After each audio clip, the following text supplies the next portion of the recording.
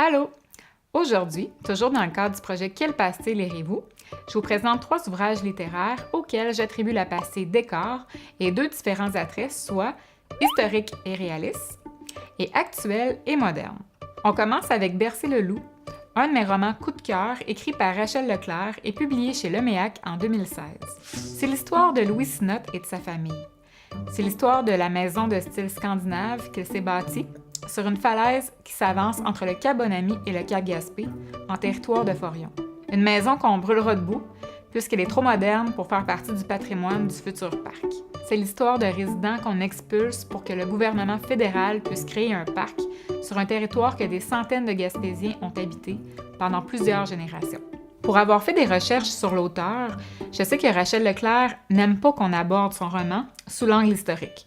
Elle préfère qu'on s'attarde à son approche littéraire, à son style d'écriture. Je la comprends tout à fait. Elle écrit, surtout dans Bercé le loup, comme si elle était la conscience d'un drame toujours imminent, toujours à venir. C'est une sacrée auteure. Par contre, la raison pour laquelle j'accorde tout de même la pastille décor et l'attrait réaliste et historique, c'est que l'auteur nous raconte une histoire à la fois fictive et tout à fait vraisemblable. Au-delà de la magnifique main d'écriture, il n'y a pas de roman si on retire la thématique hyper bien détaillée de l'expropriation des habitants de Forillon. Et justement, pour arriver à un tel résultat de vraisemblance, elle a consulté l'historien Jean-Marie Thibault.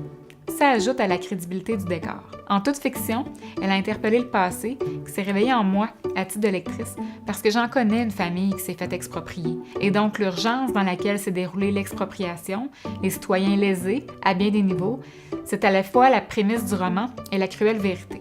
Rachel Leclerc est romancière, poète et gaspésienne.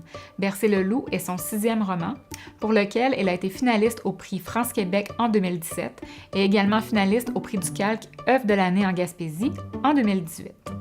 On poursuit avec le roman historique Le Vinland, écrit par Rose-Hélène Tremblay et publié aux éditions du Tulinois en 2017. Le Vinland, c'est un récit qui nous fait décoller de Norvège pour visiter l'Islande, le Groenland, Terre-Neuve et enfin la Gaspésie.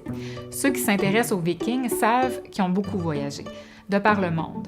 Rose-Hélène Tremblay nous plonge dans l'histoire d'un héros, Pierre Leron, poète et conteur de la tradition viking, qui décide de se rebeller, de renier ce pourquoi il était mis au monde.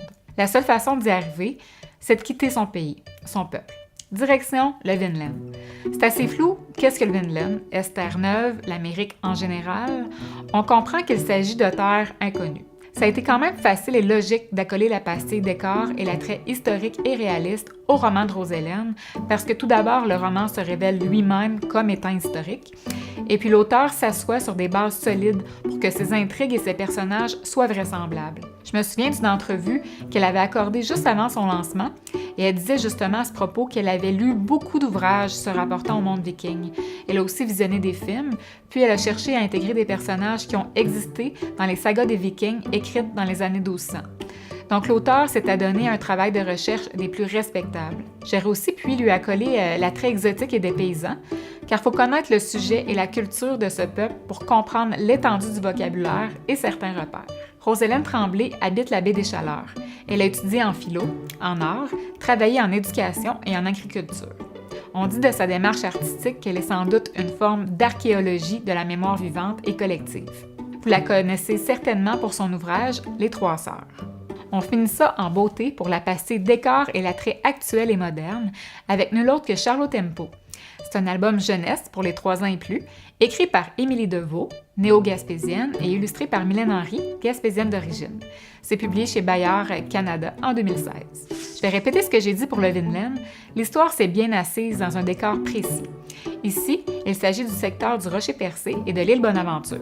L'histoire de Charles-Auguste Léonard-Henri de Bassan marque l'imaginaire des enfants et des parents à ce point tel que maintenant, quand on se rend à l'île Bonaventure, on débarque à l'île de Charlot Tempo.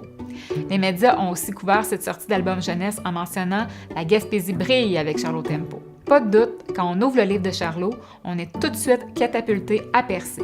Ça sent le varech, on entend les fous, c'est une carte de visite touristique pas piquée des verres. Voilà, je vous dis à dans 15 jours, et d'ici là, quelle pastille lirez-vous?